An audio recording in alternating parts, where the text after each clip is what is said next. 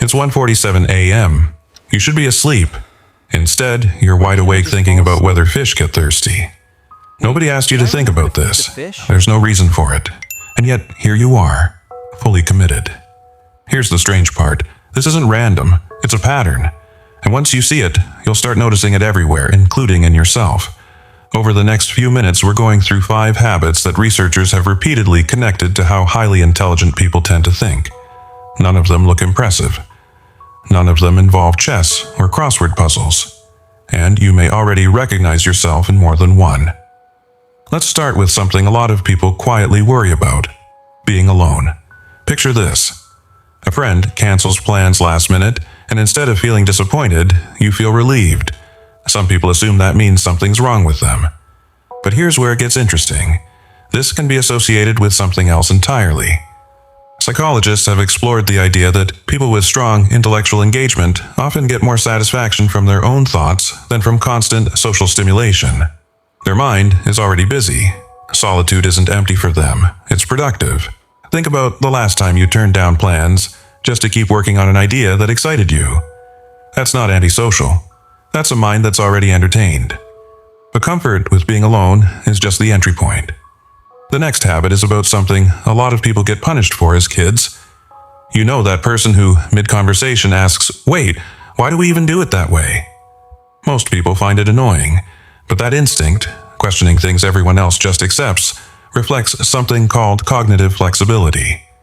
It's the brain refusing to accept an answer just because it's familiar. A kid who asks, "Why is the sky blue?" 5 times isn't being difficult. They're running their own investigation. Someone who is comfortable questioning assumptions tends to keep doing that as an adult. In relationships, at work, in arguments they probably should have dropped an hour ago. Now flip the situation around. What happens when that same person is proven wrong? This next habit is where things get interesting, because it's the opposite of what you'd expect. You'd think someone confident enough to question everything would hate admitting they're wrong.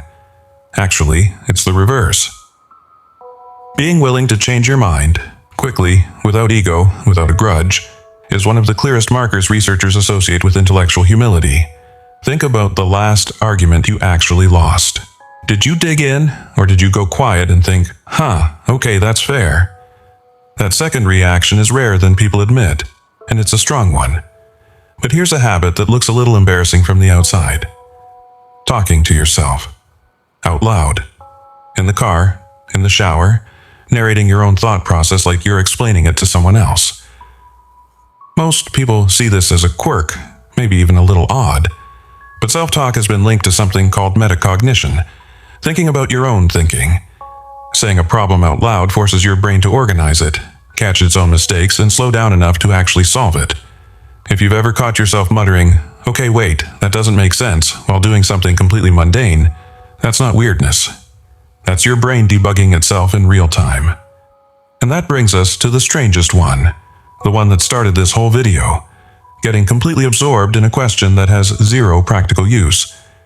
Not because you need the answer, because not knowing it feels unbearable. This one connects almost everything we've talked about. Curiosity, independent thinking, the refusal to just accept "I don't know" as a final answer.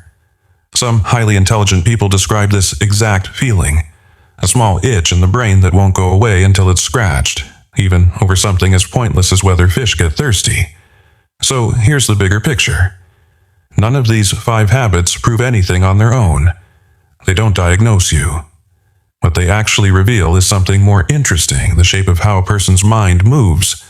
Restless, independent, a little uncomfortable with easy answers. If you recognized yourself in one of these, comment the number.